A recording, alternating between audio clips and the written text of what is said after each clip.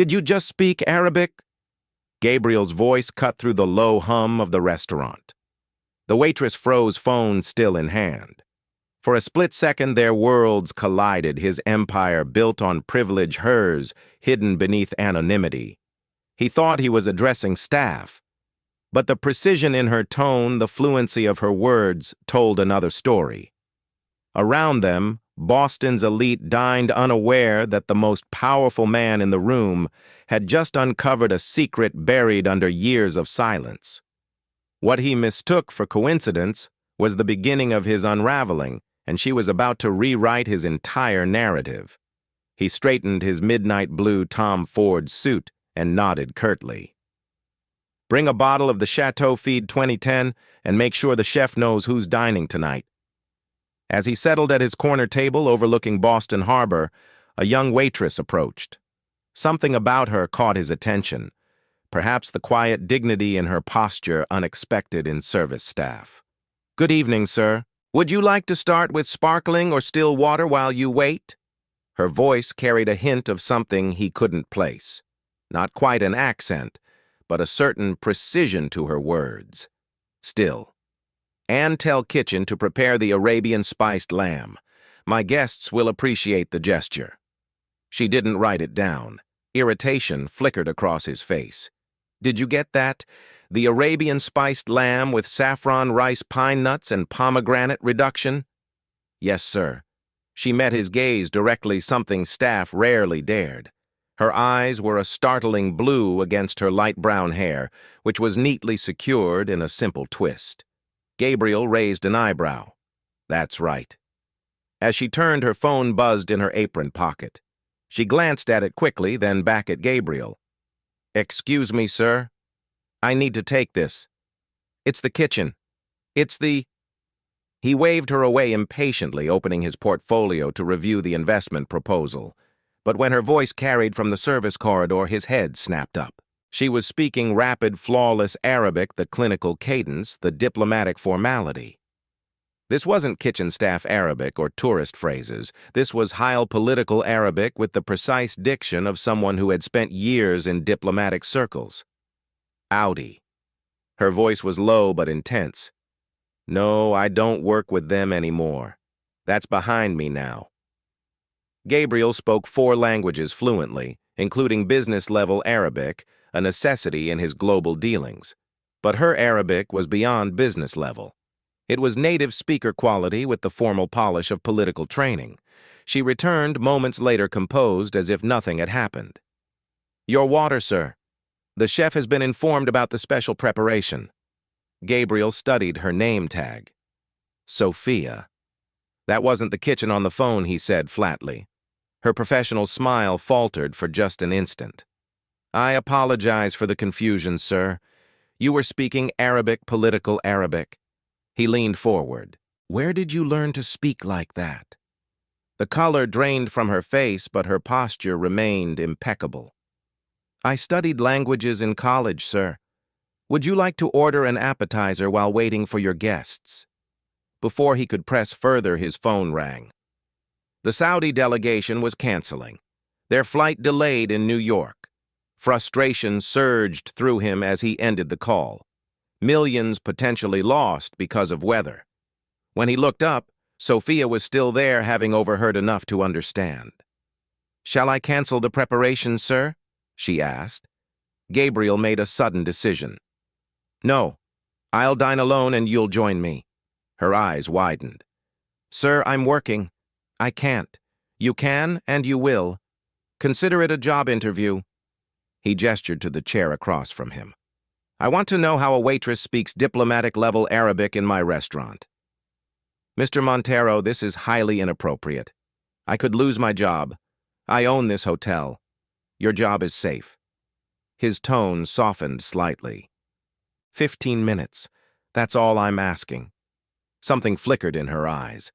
Calculation, perhaps. Self-preservation. Then resignation. 5 minutes, she countered, and I remained standing. 10 minutes, and you sit. The faintest smile touched her lips, and Gabriel felt an unexpected warmth in his chest. When was the last time anyone had negotiated with him? Fine. 7 minutes and I'll sit. She glanced around after I serve your water. As she poured, Gabriel noticed her hands elegant with a small scar across the right knuckles. Not the hands of someone who'd spent their life in food service. When she returned and reluctantly sat, Gabriel studied her more carefully. Her uniform was standard issue, but she wore it differently, like someone accustomed to more formal attire. "You're not just a waitress," he stated. "I serve food and beverages for payment. That makes me a waitress." The slight lift of her chin challenged him to disagree. "Your Arabic is diplomatic corps level. You carry yourself like someone who's dined at these tables, not served them, so I'll ask again. Who are you, Sophia?" For a moment, she seemed to consider continuing the charade. Then she sighed. "Someone who needed to disappear for a while. This job lets me be invisible." "You're not invisible," Gabriel said, surprising himself with the softness in his voice. "Not to me." Their eyes locked and something electric passed between them. Then her professional mask slid back into place. "My 7 minutes are up, Mr. Montero. Will you be dining alone tonight?" Gabriel nodded slowly for now. But this conversation isn't over. As she walked away, Gabriel found himself more intrigued than he'd been in years. The mysterious waitress who spoke perfect Arabic had awakened something in him. Curiosity, yes, but something else too. Something he hadn't felt since before his ex-fiancée Charlotte had betrayed him with his best friend. Gabriel Montero didn't believe in fate. He believed in due diligence, strategic planning, and ironclad contracts. But as he watched Sophia move efficiently through the dining room, he couldn't shake the feeling that something significant had just begun. His phone buzzed with a text from his mother. "Don't forget brunch tomorrow with the Richardsons' daughter. Perfect match for you." Gabriel put the phone away without responding. For the first time in years, the carefully orchestrated path his family had planned for him seemed less certain. 3 days had passed since the Arabic incident, and Gabriel couldn't stop thinking about Sophia. He discreetly instructed his HR director to pull her file, but the background information was suspiciously sparse. Sophia Williams, 26, employed for 8 months previous work experience, listed only as administrative positions. No references, no education details, almost as if she'd appeared from nowhere. Today, Gabriel had purposely chosen to take his lunch in the main restaurant rather than his usual private dining room. He told himself it was to observe general service quality, but he knew better. He spotted her immediately, her poised movements distinct among the staff. She hadn't noticed him yet, focused on a table of Japanese businessmen. To his surprise, she was speaking with them in what sounded like fluent Japanese. Gabriel nearly dropped his phone. Arabic was unexpected, but could be explained by personal interest or heritage. But Japanese, too. How many languages did this waitress speak? He watched as she expertly guided the businessmen through the menu, noting their pleased reactions to her cultural knowledge. When she finally turned and saw him, the briefest flash of recognition crossed her face before her professional mask returned. She approached his table with composed dignity. "Good afternoon, Mr. Montero. Would you like to hear today's specials?" "How many languages do you speak, Sophia?" he asked without preamble. She hesitated, then seemed to decide. Honesty was simpler.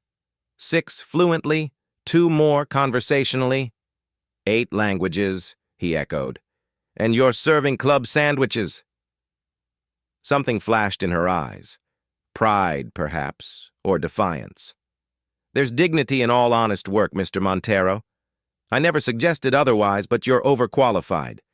Perhaps I'm exactly where I need to be." She straightened. "The daily special is seared scallops with truffle risotto." Gabriel leaned back, studying her. "Have dinner with me tonight?" That would be inappropriate. "A professional conversation. I have a proposition for you." She raised a skeptical eyebrow. "I'm sure you proposition many women, Mr. Montero."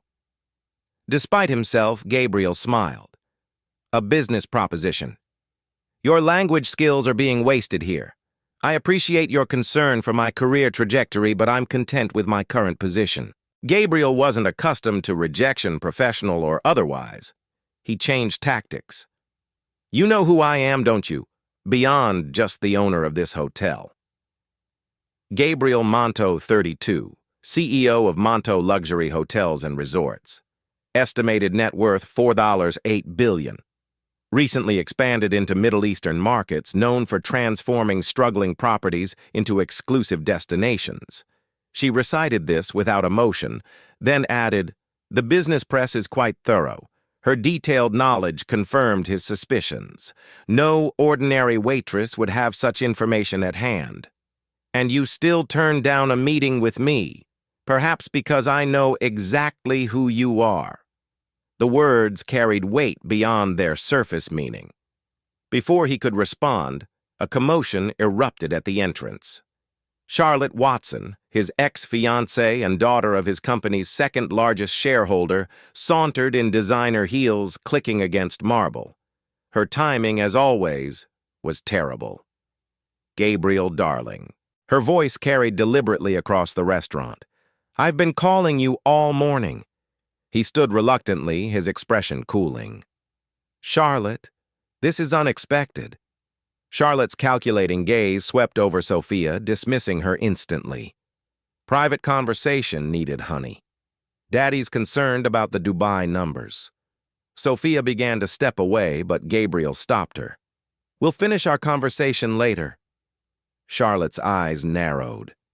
"You don't seriously think I interrupted something important?" She laughed, the sound brittle. "Sweetheart, if you need a date for the charity gala, just say so.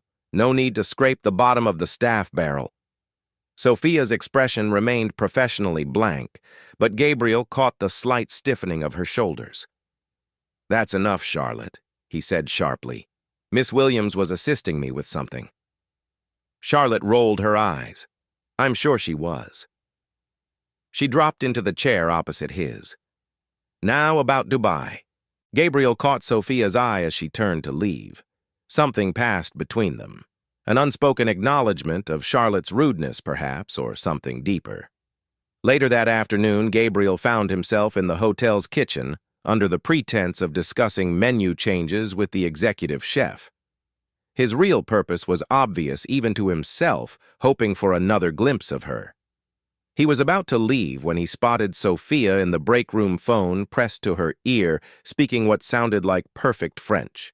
She was agitated, pacing in the small space. She said urgently, "I cannot come back. It's too dangerous." Gabriel's French was excellent, a result of his Swiss boarding school education. Her words sent his mind racing. What danger was she referring to? Who was she running from? As if sensing his presence, she looked up and froze when their eyes met. She quickly ended the call, eavesdropping Mr. Montero. Her voice was cold, but he detected fear beneath it. "I don't need to eavesdrop in my own hotel," he replied, keeping his tone light. "But I am concerned. Are you in some kind of trouble? Nothing I can't handle." She straightened her apron. A symbolic armor dawned before his eyes. 8 languages, diplomatic-level Arabic connections you're running from? He stepped closer. "Who are you really, Sophia Williams, if that's even your name?" For a moment, she seemed ready to flee. Then something shifted in her expression. "Not here," she said quietly. "Some walls have ears." Gabriel felt a rush of vindication. "My office, after your shift." She hesitated, then nodded once. 9:00. Throughout the remainder of the day, Gabriel found himself checking his watch repeatedly. Board calls dragged. Investment reviews felt interminable. By 8:45, he'd dismissed his assistant and cleared his schedule. At precisely 9:00, a soft knock came at his door. "Enter," he called, surprised at the slight acceleration of his heartbeat. Sophia stepped in still in her uniform, but with her hair released from its practical twist. It fell in soft waves past her shoulders, transforming her appearance subtly but significantly. "You wanted answers," she said without preamble. But I need assurances first. Gabriel gestured to the chair across from his desk. What assurance is that whatever I tell you stays between us and that my position here remains secure? He studied her for a long moment. You have my word. She seemed to assess his sincerity, then sat. What do you want to know? Start with your real name. She met his gaze steadily. Sophia is real. Sophia Nassar Williams. My mother was American, my father Lebanese, and the diplomatic level Arabic. I was a multilingual interpreter for the State Department specialized in Middle Eastern affairs. Gabriel leaned forward. Was. A shadow crossed her face until 3 years ago when I was accused of leaking classified information during nuclear negotiations with Iran. Did you know? The word was steal. I was set up, a convenient scapegoat when someone needed to bury evidence of their own corruption.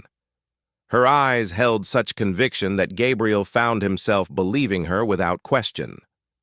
Why not fight to clear your name? I tried. Her laugh was hollow. Do you know what happens when you're accused of treason without powerful connections to protect you? Even when the charges are eventually dropped for insufficient evidence, the cloud never leaves. No one will touch you professionally. The unfairness of it struck Gabriel deeply.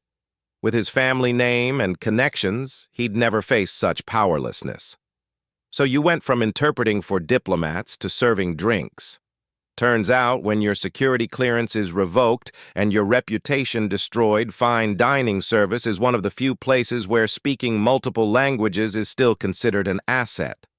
Her smile was bitter. And people like your friend Charlotte look right through servers. It's the perfect invisibility cloak. Charlotte is not my friend, Gabriel said sharply. She's my ex-fiancée and a business connection I tolerate out of necessity. Something flickered in Sophia's eyes. Curiosity, perhaps. The man you were running from on the phone today, Gabriel pressed. Who is he? Sophia tensed. Former colleague. Former. He thinks I should still be fighting to clear my name. Maybe he's right. He doesn't understand the forces involved. She looked away. Some battles can't be won. Gabriel wasn't accustomed to hearing those words. In his world, everything had a price. Every problem a solution. What if you had help? The offer came impulsively, surprising them both. Why would you help me? Suspicion laced her tone. You don't know me. The question was fair. Why was he so invested in this woman he barely knew? Gabriel considered his answer carefully. I recognize talent being wasted, and I despise injustice. It was true, but not the whole truth. Something about her called to him on a level he wasn't ready to examine. Before she could respond, his phone rang his mother's custom ringtone. He silenced it without looking away from Sophia. I need someone with your language skills and cultural knowledge for our Middle Eastern expansion, he said. A consulting position, private office, proper salary. Weariness clouded her features. You'd risk your reputation hiring someone like me. I trust my judgment. He held her gaze. And contrary to the gossip columns, I make my own decisions, not my family's. The mention of family seemed to trigger something in her. She stood abruptly. I need to think about it. Gabriel rose as well, suddenly aware of how close they were standing. The subtle scent of her perfume, something with notes of jasmine, registered in his consciousness. Of course, take the weekend. He reached for a business card, wrote his personal number on the back. Call me directly. As their fingers brushed during the exchange, an unexpected current passed between them. Sophia withdrew her hand quickly, but Gabriel caught the slight catch in her breath. Good night, Mr. Montero. Gabriel, he corrected. If we're going to work together? A smile ghosted across her lips. That's still an if. Gabriel. After she left, he stood at his window overlooking Boston Harbor, the card she'd touched still warm in his hand. His phone buzzed again, his mother followed by a text. The Richardsons' daughter is perfect for you. Don't sabotage this opportunity. Gabriel turned off his phone and continued staring at the harbor lights, thinking of jasmine perfume and 8 languages, and eyes that held secrets he was suddenly desperate to uncover. The Richardson family brunch was exactly as tedious as Gabriel had anticipated.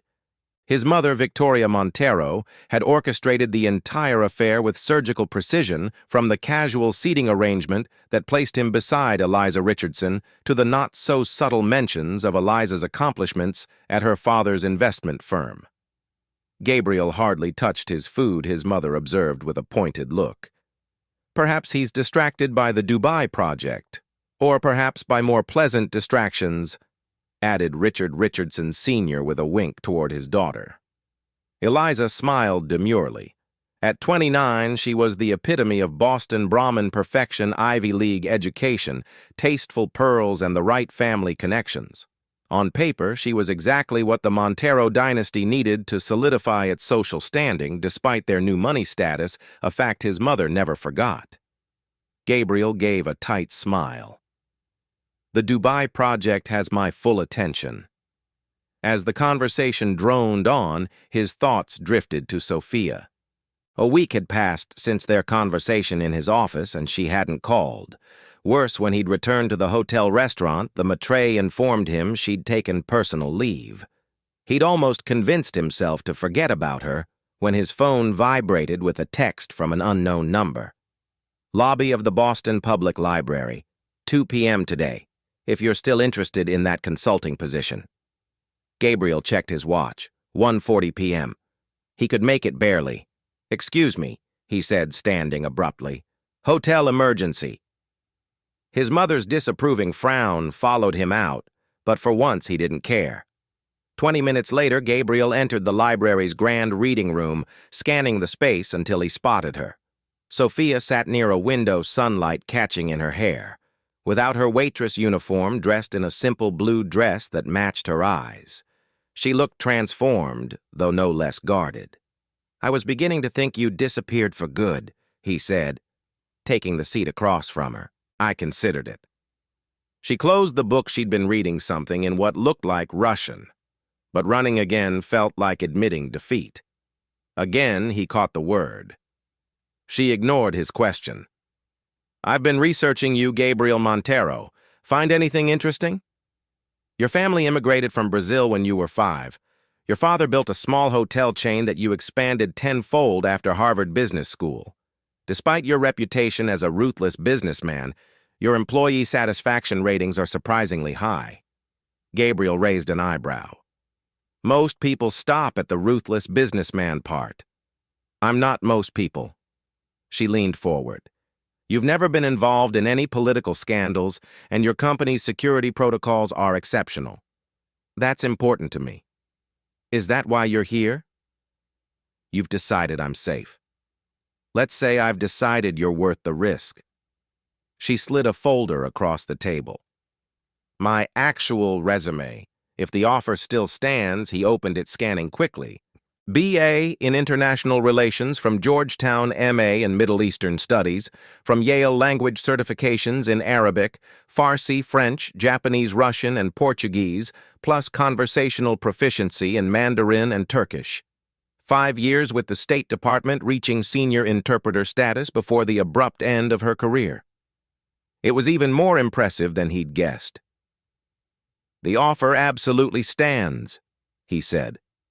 "When can you start? I have conditions," she countered. "No public F-facing role. I work directly with you, not your board, not your executive team. My employment remains confidential." Gabriel studied her. "You're still afraid?" "Cautious," she corrected. "The people who framed me have connections everywhere. Who exactly are they?" Her expression darkened. "A private defense contractor working with elements inside the State Department. I accidentally translated a conversation I wasn't supposed to hear about illegal arms deals disguised as agricultural equipment. And instead of silencing you permanently, they destroyed your reputation." Gabriel's jaw tightened, almost more cruel. "They made an example of me, a warning to others who might speak out." The injustice of it stirred something protective in Gabriel. You'll have everything you need, including privacy. Start tomorrow. She nodded, relief visible in the slight relaxation of her shoulders. Thank you. As they finalized details, Gabriel's phone lit up with messages, his mother demanding an explanation for his abrupt departure. He silenced it again. Family trouble, Sophia asked. Family expectations, he corrected. My mother has my entire life planned, including who I should marry. Let me guess, someone like the woman from the restaurant. Your ex, Gabriel, grimaced. Charlotte was my mother's choice, too. That ended badly. What happened? The classic story. Caught her with my best friend a month before the wedding. He said it matter-of-factly. The pain long dulled. Turns out she was more interested in the Montero fortune than in me. Sympathy flickered across Sophia's face. I'm sorry. Don't be. Best thing that could have happened. He smiled wryly. Though my mother still thinks I should forgive and reconsider for the sake of our business relationship with her father. And would you, for business, never? The word came swiftly, definitively. Some lines can't be uncrossed. Their eyes met, understanding passing between them. They'd both been betrayed by people they trusted. As they left the library, Gabriel impulsively asked, Have you eaten? There's a good cafe around the corner. Sophia hesitated. This is strictly professional, right? Absolutely, he agreed, ignoring the disappointment that flared at her question. Consider it your first consulting assignment educating me on Lebanese cuisine so I don't embarrass myself with our Beirut investors. A small smile touched her lips. Well, when you put it that way, it's practically my duty. At the cafe, they claimed a quiet corner table. Sophia ordered in flawless Arabic, delighting the Lebanese owner, who brought them extra dishes on the house for the lady who speaks like home. As they shared hummus and tablet, their conversation flowed easily from Middle Eastern politics to literature to travel. For the first time in years, Gabriel found himself genuinely engaged, challenged by her insights and captivated by her subtle wit. You're smiling, she observed over Turkish coffee. It transforms your face. I don't smile often enough, he admitted. Hazard of the CEO position. The burden of command, she nodded.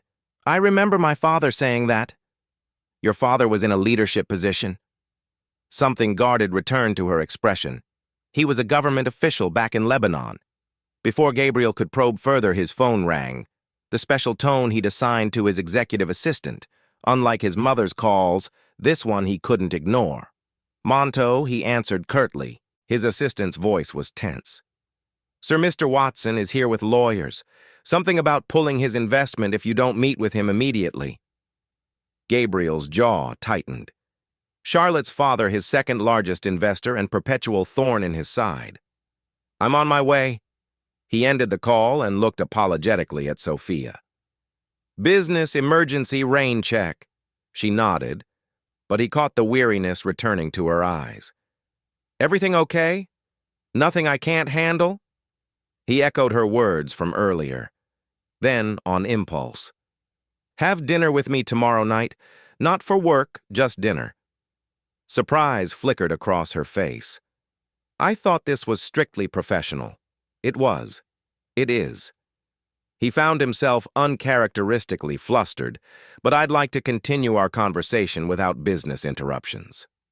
Sophia considered him for a long moment. I don't think that's wise for either of us. Probably not, he agreed. But I'm asking anyway. A beat passed between them, charged with unspoken possibilities. One dinner, she finally said, but somewhere private. I can't risk being seen. My apartment has a good view and better security. I'll cook. At her skeptical look, he added, I make an excellent risotto, one of the few useful skills I retained from culinary school. You went to culinary school. She couldn't hide her surprise. For a year before Harvard, much to my father's dismay. He smiled at the memory. Some rebellions are smaller than others. As they parted ways outside the cafe, Gabriel found himself reluctant to leave. Tomorrow, then, 80. 80, she confirmed. Text me the address. On the drive to his office, Gabriel tried to focus on the impending confrontation with Charlotte's father, but his thoughts kept returning to Sophia. The way sunlight caught in her hair, how her eyes lit up when she spoke about literature, the slight accent that emerged when she spoke Arabic.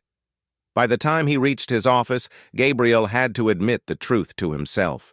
His interest in Sophia Nassar Williams had moved well beyond the professional. The question was, what was he going to do about it? And more importantly, what secrets was she still keeping? Gabriel's penthouse overlooked Boston Harbor, the city lights reflecting on dark water. He moved through his kitchen with unexpected grace, adding wine to simmering arroyo rice. For someone worth billions, I'm surprised you cook your own risotto, Sophia observed from her perch on a bar stool, wine glass in hand. Some things shouldn't be delegated. Gabriel glanced up, momentarily distracted by how the soft lighting transformed her. She'd arrived in a simple blue dress that somehow made her more striking than any of the designer-clad women his mother paraded before him. Like what else? Genuine curiosity colored her voice. Negotiating your own deals, reading contracts, personally cooking risotto. He smiled, adding freshly grated Parmesan. My father taught me that despite his flaws, he knew the value of doing important things yourself. You speak of him in past tense. Gabriel's movement slowed. Heart attack 3 years ago. The official story was natural causes, but the truth is, he worked himself to death expanding into Asian markets. I'm sorry. Her voice held genuine sympathy. After he died, my mother became more insistent about certain things. The right marriage, the right connections. He shrugged, masking old pain. As if proper Boston society would ever truly accept Brazilian nouveau riches, no matter who I marry. Sophia sipped her wine. Is that why you keep disappointing her? Rebellion? Hardly. I simply refuse to marry someone who sees me as a balance sheet instead of a person. He served 2 plates. The risotto perfect, creamy with al-dente rice. What about your family? Shadows crossed her face. My mother died when I was young. My father. We're estranged because of what happened at State, among other things. She tasted the risotto, closing her eyes briefly in appreciation. This is exceptional. You sound surprised. I'm re-evaluating my assumptions about billionaire CEOs. They moved to his living room, the conversation flowing as easily as the wine. Gabriel found himself relaxing, the constant tension he carried dissolving in her presence.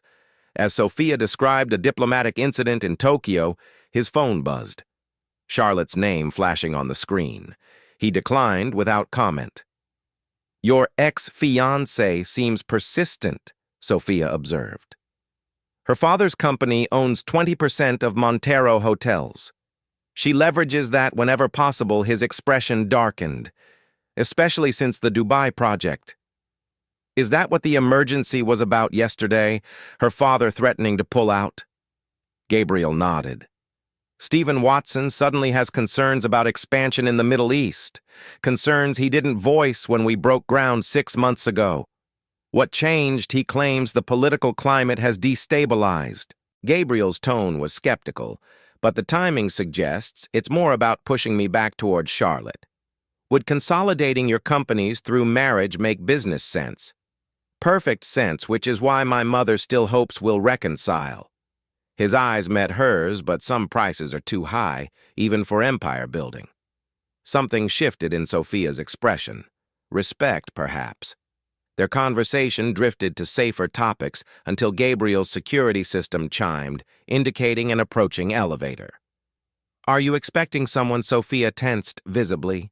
Before he could answer, pounding on his door was followed by his mother's voice. Gabriel, I know you're in there. Open this door immediately. My mother, he confirmed grimly. This is unprecedented. Fear flashed across Sophia's face. I should go. There's a service elevator through the kitchen. He squeezed her hand reassuringly. I'm sorry about this. As Sophia gathered her purse, the pounding intensified. Gabriel Antonio Montero. The security desk called me when you didn't answer your phone. Open this door. Gabriel crossed to the entrance, speaking low to Sophia. We'll continue this tomorrow at the office. She nodded, slipping toward the kitchen as he opened the door. Victoria Montero swept in elegant in Chanel, despite the late hour, her disapproving gaze taking in the wine glasses and 2 plates. So it's true, she said coldly. You're seeing someone. Mother, it's almost 11. What are you doing here? Preventing you from making another catastrophic mistake. She stalked into his living room. Stephen Watson called me. He says you've been impossible to work with since a certain waitress caught your attention. Gabriel stiffened. My professional dealings with Stephen are none of your concern. They become my concern when your personal indiscretions threaten this family's future. Her voice rose. Charlotte is willing to forgive your previous difficulties. Her father will support the Dubai project if you simply attend the charity gala with her next week. I'm not using Charlotte, and I'm certainly not rekindling anything with her. Victoria's eyes narrowed because of this waitress. What was her name? Sophia something. Cold, dread-filled Gabriel. How do you know her name? Stephen had his security team look into her after Charlotte mentioned your interest. Quite a colorful history, dismissed from government service under suspicious circumstances. Her lip curled. Really, Gabriel, if you need a diversion, at least choose someone without a cloud of treason hanging over her. Anger surged through him. Get out. I beg your pardon. Get out. Each word was ice. You've overstepped significantly. Victoria drew herself up. I've only ever acted in your best interest, in our family's best interest. No, you've acted in your own interest, your social climbing, your ambitions. Gabriel's voice was controlled fury. I've indulged it for years, but this ends now. You would choose some disgraced nobody over your own family, over everything your father built. Father built this company to be independent from investors like Stephen, from social constraints, from everything that held him back in Brazil. Gabriel opened the door. He would be ashamed of how you're using his legacy. Victoria's face hardened. You'll regret this, Gabriel. The Watsons won't take this slight lightly. I'll buy out Stephen's shares tomorrow, if necessary. Now leave. After she departed, Gabriel immediately tried calling Sophia. No answer. He texted, "We need to talk. Watson's investigating you." No response. The next morning, Gabriel arrived at his office earlier than usual. He'd barely slept. His concern for Sophia growing with each unanswered message. She wasn't in the private office he'd arranged for her. By noon, with still no word, he called hotel security. Ms. Williams didn't report for her shift yesterday, sir. The head of security reported, her supervisor says she called in her resignation effective immediately. No forwarding address. Gabriel felt a cold weight settle in his stomach. She'd run again. That afternoon, as he mechanically reviewed Dubai construction reports, his assistant announced an unexpected visitor, a middle-aged man, who identified himself only as an old friend of Sophia's. The man who entered Gabriel's office had the unmistakable bearing of intelligence services, alert eyes, constantly scanning economical movements, the subtle bulge of a shoulder holster under his jacket. "Mr. Ontario," he said without preamble, "I believe we have a mutual concern about Sophia Nassar's safety." Gabriel studied him cautiously.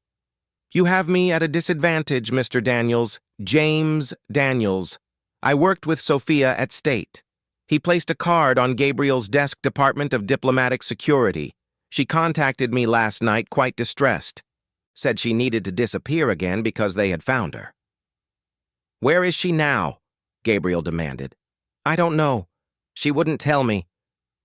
Daniel's expression was grim. "But she's in danger. Real danger. From whom the same people who framed her 3 years ago. Blackwater Ridge Security, a private military contractor with deep political connections." Daniels leaned forward. "Sophia didn't just overhear talk of illegal arms deals. She translated communications about unauthorized targeted killings. Black site operations outside congressional oversight. Gabriel processed this, and they destroyed her career as a warning. A best-case scenario. They've permanently silenced others for less. Daniels watched Gabriel closely. She mentioned you might have resources to help her. Anything Gabriel said immediately. Whatever she needs. Daniels nodded, apparently satisfied by his reaction. There's something else you should know about Sophia's father. The Lebanese government official Lebanese diplomat, Ambassador Nassar, was stationed in Washington for 15 years, highly respected, until he was pressured to return to Lebanon suddenly after Sophia's situation. His career was essentially over. Daniels hesitated. Ambassador Nassar had been investigating the same illegal arms shipments that Sophia uncovered. They used her to get to him. Gabriel felt pieces clicking into place.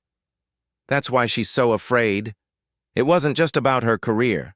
They threatened her father's life, made it clear they could reach him anywhere. Daniel stood. I've already said more than I should, but Sophia trusted you, which means something. How can I find her, help her? Daniels handed him a burner phone. She'll contact you on this. Only this, if she chooses to.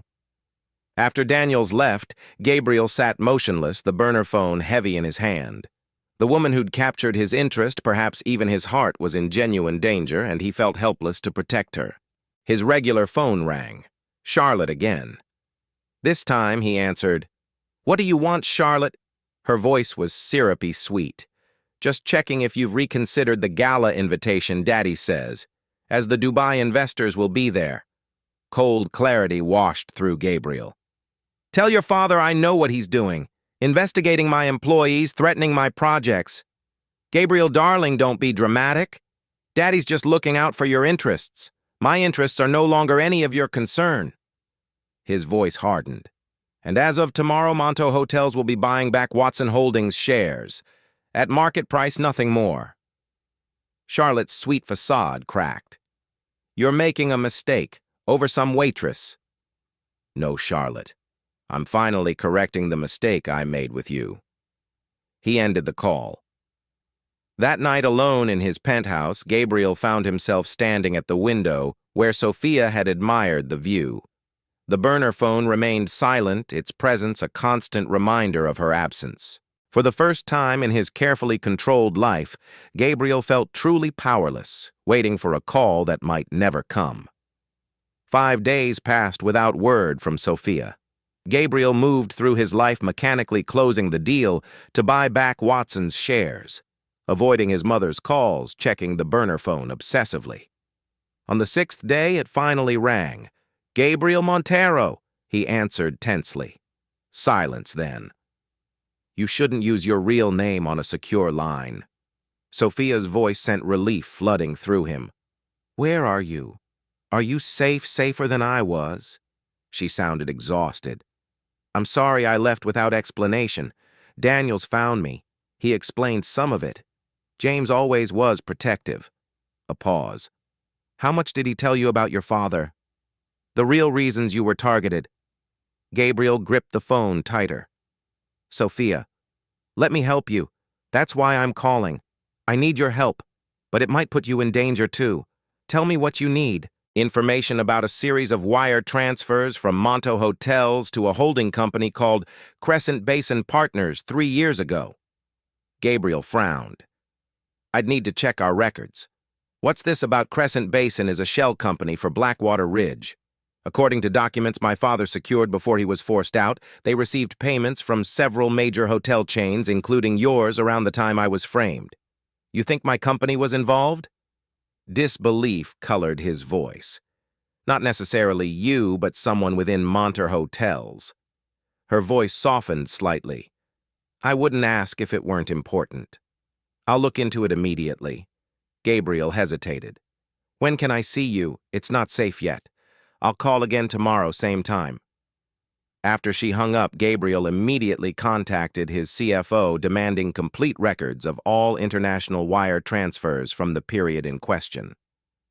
2 hours later, his executive conference room was filled with boxes of financial documents. Sir, may I ask what we're looking for? His CFO hovered anxiously.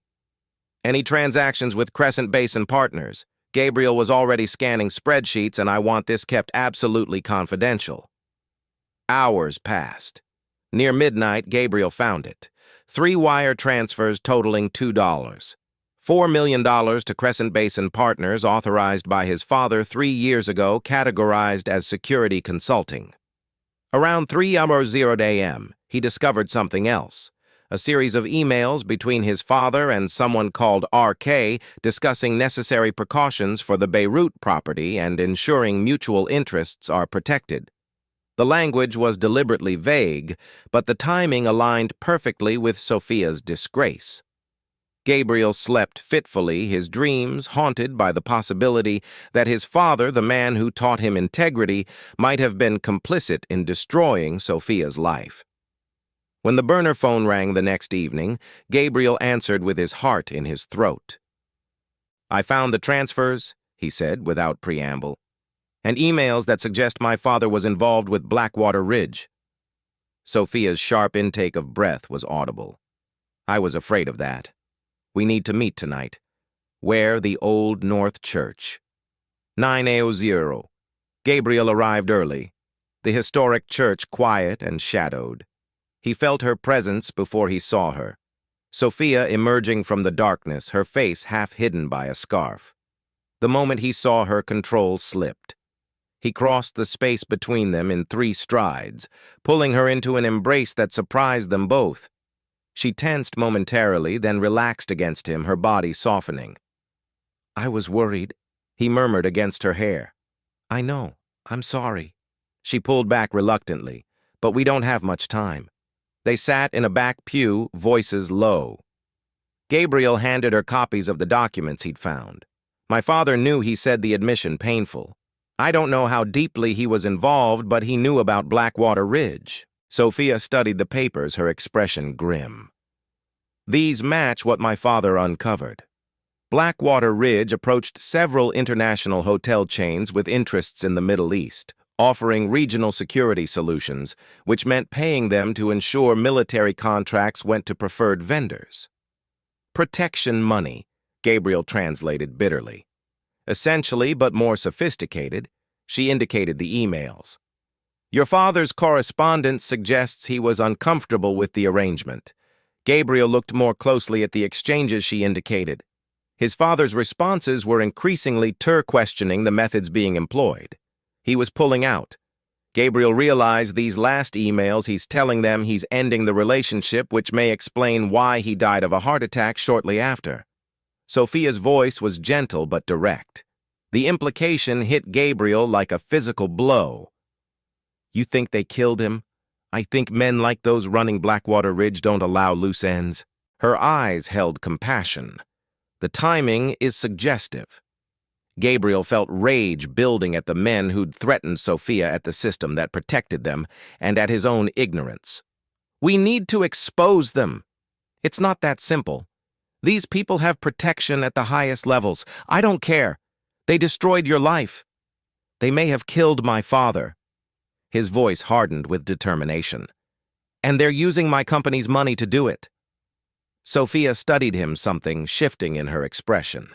There may be a way, but it would require resources, significant resources, and accepting substantial risk. "Tell me my father has compiled evidence, transaction records, internal communications, witness statements, but he needs a secure platform to release it and protection afterward. I can provide both." She shook her head. "You don't understand. The moment you publicly align yourself with this, you become a target too. Your business, your family, everything." "I understand perfectly." Gabriel took her hands. "Some things are worth the risk." Their eyes locked, the connection between them deepening with shared purpose. Then Sophia withdrew her hands gently. "There's something else you should know," she said, her voice suddenly uncertain. "Something I haven't told you about my father." Gabriel waited, sensing her struggle. Ambassador Nassar wasn't just any diplomat. He was Lebanon's special envoy to the nuclear talks with Iran. She took a deep breath. "And he specifically requested me as his interpreter for the most sensitive negotiations." Understanding dawned. "That's why you were such a perfect target. They could hurt him through you. She nodded. But there's more. My father and yours. They knew each other. Gabriel stared at her. What, 20 years ago, when your family first expanded internationally, my father helped secure permissions for your Beirut property. They maintained a friendship afterward. Her eyes held his steadily. When everything happened with Blackwater Ridge, he reached out to your father for help. And my father was already compromised. Gabriel filled in pieces, clicking into place. So instead of helping, he was forced to stand by while they destroyed you. I believe he tried to fight back in his way. Her voice was soft. Those emails pulling away from Blackwater Ridge came right after my situation. The revelation staggered Gabriel. All this time, their lives had been connected through their fathers. One disgraced, one possibly murdered, both trying to do right in a corrupt system. Why didn't you tell me this from the beginning? He asked finally. Would you have believed me that your father might be complicit in criminal activity? Her smile was sad. I needed you to discover it yourself. Gabriel processed this weighing anger against understanding and finding the latter stronger. So what now? My father is in Zurich neutral ground. He has everything we need to expose Blackwater Ridge and the government officials protecting them. She hesitated, but we'd need to move quickly and quietly. Gabriel made his decision instantly. My plane can be ready in 3 hours. Sophia's eyes widened. You'd come with me personally. Wild horses couldn't keep me away. The intensity in his voice surprised them both. For the first time since he'd known her, Sophia's composed exterior cracked completely. Tears welled in her eyes, quickly blinked away. Thank you, she whispered. As they left the church planning their departure, Gabriel found himself hyper-aware of potential surveillance. We should separate until we reach the airport safer that way. Sophia nodded. Gabriel? She hesitated, then stood on tiptoe to press a soft kiss to his cheek. Whatever happens next, I want you to know meeting you has meant more than I can say. Before he could respond, she slipped away into the darkness, leaving Gabriel touching his cheek, where her lips had been feeling as though his life had irrevocably changed course. 3 hours later, on his private jet bound for Zurich, Gabriel finally allowed himself to acknowledge what he'd been feeling since that first night in the restaurant. He was falling in love with Sophia Nassar, her courage, her brilliance, her unwavering dignity in the face of injustice, and he would move heaven and earth to help her reclaim her life. The soft glow of morning light filtered through gauzy curtains in the Zurich hotel suite. Gabriel stood by the window, watching the city awaken his mind on the meeting ahead. After 24 sleepless hours of travel arrangements, security protocols, and nervous anticipation, they would finally meet Ambassador Nassar this afternoon. Behind him, the connecting door opened and Sophia emerged from her room. The sight of her rested determined, wearing a simple gray dress that transformed her from waitress to diplomat made his heart skip. Ready? She asked, smoothing non-existent wrinkles from her skirt. More than ready. Gabriel crossed to her, taking her hands impulsively. Sophia, before we do this, I need you to know something. She looked up, a question in her eyes. Whatever happens today, whatever we learn, it doesn't change how I feel. The words came unbidden. These past weeks getting to know you, it's changed me. Changed what I want from life. Vulnerability flashed across her face. Gabriel, we barely know each other. I know enough. He squeezed her hands gently. I know you're the most remarkable person I've ever met.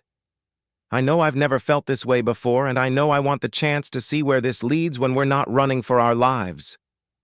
A smile trembled on her lips. That's quite a speech for a man known for his boardroom terseness. You inspire verbosity. He returned her smile, relieved at the lightening of tension. Just think about it. I will. She squeezed his hands before releasing them. But first we have a mission to complete. The meeting location was a private dining room in a discreet hotel across town from their own neutral ground, selected by Ambassador Nassar's security team. As their car approached, Sophia grew visibly tense. "It's been 3 years since I've seen my father," she confessed. "We didn't part on good terms." "Family reconciliation seemed to be the theme of the day," Gabriel said, thinking of the increasingly desperate messages from his mother that he'd been ignoring. The ambassador's security, 2 serious men with the same intelligence service bearing as Daniel's, escorted them through a service entrance. In the private room, a distinguished man with silver hair and Sophia's striking blue eyes stood waiting. For a moment, father and daughter simply looked at each other, years of hurt and separation hanging between them. Then Ambassador Nassar opened his arms. "Binti," he said softly. "My daughter." Sophia crossed the space between them, embracing her father tightly.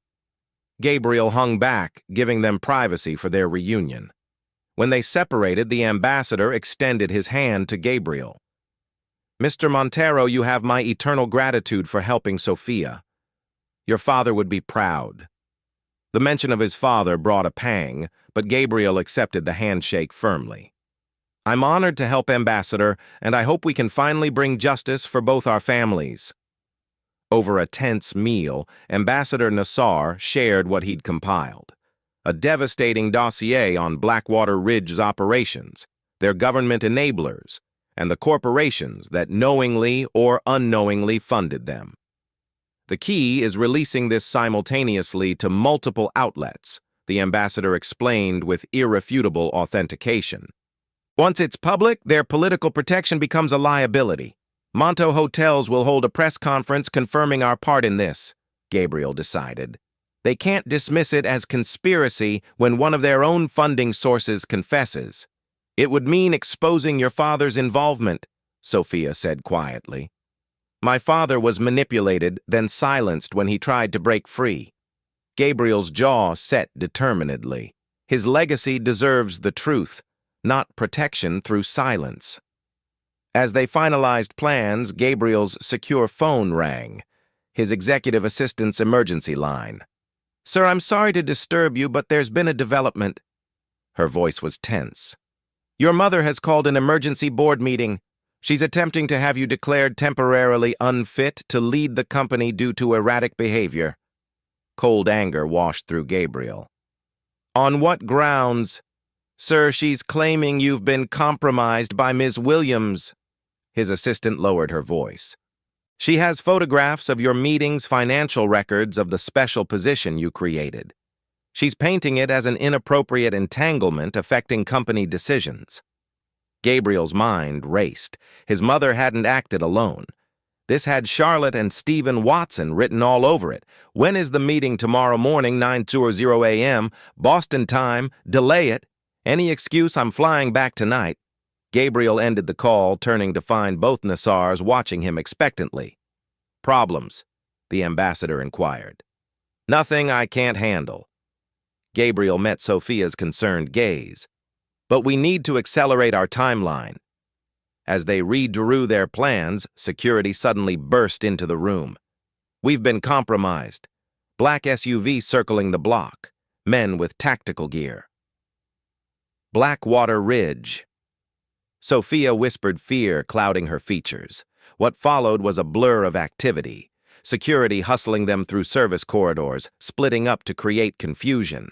The ambassador's team taking the evidence with one group, while Gabriel and Sophia were rushed to a waiting car. As they sped away, Gabriel pulled Sophia close. "Are you all right?" She nodded against his shoulder. "They'll be after the documents, not us. My father's team will protect them, and I'll protect you." The promise came without hesitation. Their escape route took them to a private airfield where Gabriel's jet waited. Once airborne, heading back to Boston, the adrenaline began to fade, leaving exhaustion in its wake. "How did they find us?" Gabriel wondered aloud. "They have resources everywhere." Sophia's voice was hollow. "And now they know you're involved. You're a target too. Let them come." His voice hardened. I'm done hiding from shadows. They landed in Boston at dawn, the city still quiet. Gabriel's security team met them at the airport with updates. The board meeting was proceeding as scheduled, with several members already aligned with Victoria Montero's position. We go straight to the office, Gabriel decided. Time to end this. When they arrived at Monanto headquarters, Charlotte Watson was exiting the elevator, a triumphant smile fading to shock at the sight of them. Gabriel, you're back. Her eyes narrowed at Sophia. And with your friend Charlotte. Gabriel's tone was ice. Just the person I wanted to see. Join us upstairs, won't you? In his executive suite, Gabriel immediately accessed his secure server withdrawing documents while Charlotte watched wearily. Whatever you think you're doing, it's too late, she said. The board is already convinced you've lost objectivity. Your mother has proxy votes from board members who might reconsider when they learn their company has been funding an illegal paramilitary operation. Gabriel slid a folder toward her, one that has committed multiple assassinations on American soil, including potentially my father. Charlotte blanched. What are you talking about? Blackwater Ridge, the company your father suggested mine work with for regional security in the Middle East. Gabriel's voice was deadly calm. The company that framed Ms. Williams here when she uncovered their illegal arms deals. The company that silenced my father when he tried to break ties with them. Charlotte's facade cracked. My father had nothing to do with Spare Me. Gabriel pulled up emails on his monitor. Stephen Watson introduced my father to Richard Clean, CEO of Blackwater Ridge, at the same Monaco conference where you and I first met. An introduction that led directly to those wire transfers and eventually to everything that happened to the Nassars. Realization dawned on Charlotte's face. Nassar, your ambassador. Nassar's daughter. She looked at Sophia with new understanding. The interpreter from the Iran negotiations, the one they said leaked classified, the one your father's friends framed to protect their illegal operations, Gabriel corrected. And now you're helping them take control of my company to make sure their secrets stay hidden. Charlotte's calculating mind visibly shifted gears. Gabriel. I had no idea. My father never save it. Gabriel checked his watch. The board meeting starts in 20 minutes. You have two choices. Help us expose Blackwater Ridge and your father's involvement, or be implicated when we do it anyway. Charlotte stared at him, then at Sophia, weighing her options with the cold pragmatism that had once made Gabriel think her a perfect business partner. What exactly do you want me to do? She asked finally. In the boardroom, Victoria Montero was mid-sentence when Gabriel entered, Sophia and Charlotte flanking him. The assembled board members, 10 of Boston's elite business leaders, turned as one. Gabriel. Victoria recovered quickly. How unexpected. We were just discussing your recent difficulties. Were you?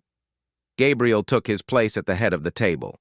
Before we continue, I'd like to introduce Sophia Nassar Williams, daughter of Ambassador Nassar of Lebanon, and formerly a senior interpreter for the U.S. State Department. Murmurs is circulated as Sophia nodded gracefully. Ms. Williams is not, as some have suggested, a romantic distraction. Gabriel's voice carried authority. She's a whistleblower who uncovered serious criminal activity involving this company. Activity that may have led to my father's death. Dead silence fell over the room. For the next hour, Gabriel presented the evidence, the wire transfers, the emails, the documented pattern of harassment and intimidation against the Nassars, and finally medical reports suggesting his father's heart attack had been chemically induced. As we speak, Ambassador Nassar is releasing this evidence to global media outlets, Gabriel concluded. Monto Hotels is cooperating fully with the investigation, starting with this emergency board meeting officially acknowledging our unwitting involvement. Victoria Monto had grown increasingly pale throughout the presentation. Now she found her voice. You can't possibly believe your father was murdered.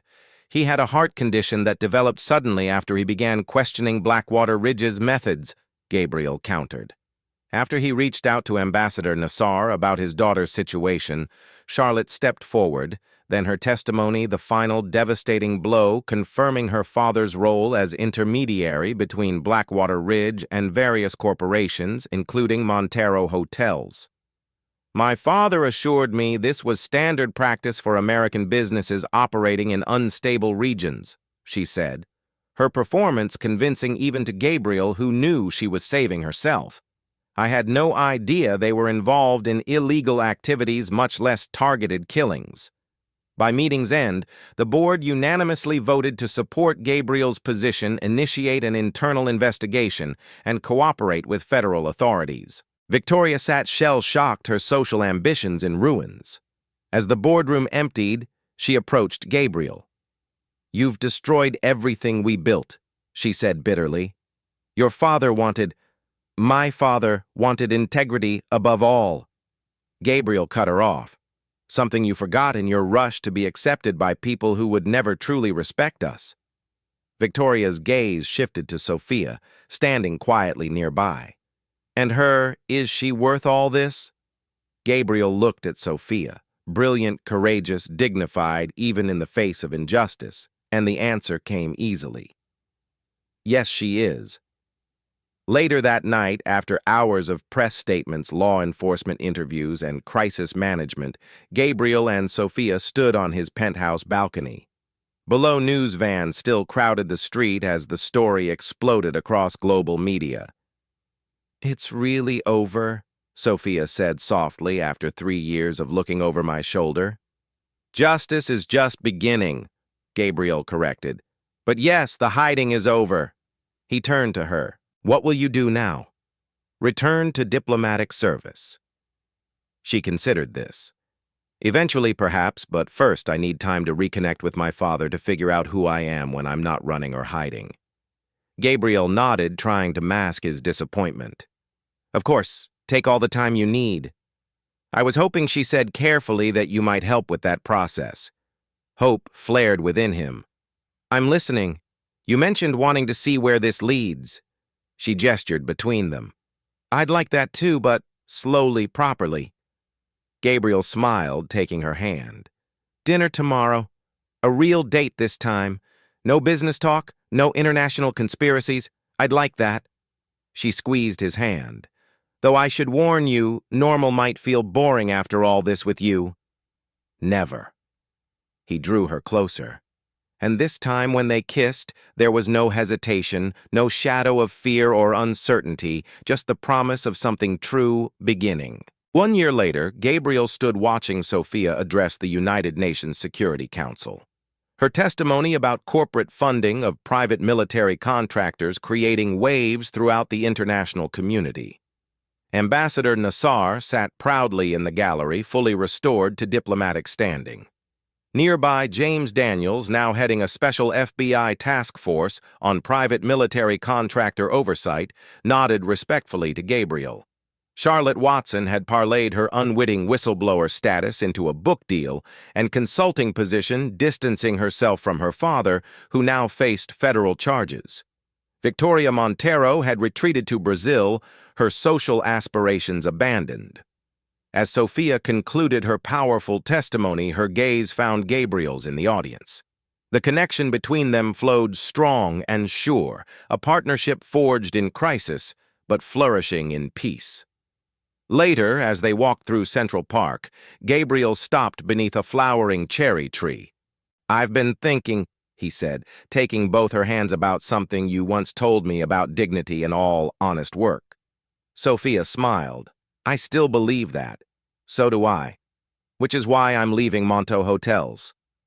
At her surprised look, he continued. "The board is buying me out. I'm establishing a foundation for corporate transparency and whistleblower protection instead." "Gabriel, that's incredible." Her eyes shone with pride. "There's more." He dropped to one knee, withdrawing a small box. "Sophia Nassar Williams, you changed my life in every possible way. Would you do me the extraordinary honor of becoming my wife?" Tears welled in her eyes as she pulled him to his feet. "On one condition," Anything that you finish cooking that rado you promised me a year ago. Her smile was luminous. It was interrupted, if you recall. Gabriel laughed, joy bubbling through him. Deal. He slipped the ring onto her finger, a sapphire that matched her eyes. Though I should warn you, I've expanded my culinary repertoire significantly since then. Is that so? She wound her arms around his neck. Then I look forward to a lifetime of tasting everything you create. As they sealed their promise with a kiss, Gabriel reflected that his father had been right after all. Some things shouldn't be delegated. Love, justice, courage. These were worth doing yourself, worth fighting for personally. And Sophia, brilliant, brave, extraordinary Sophia, was worth everything.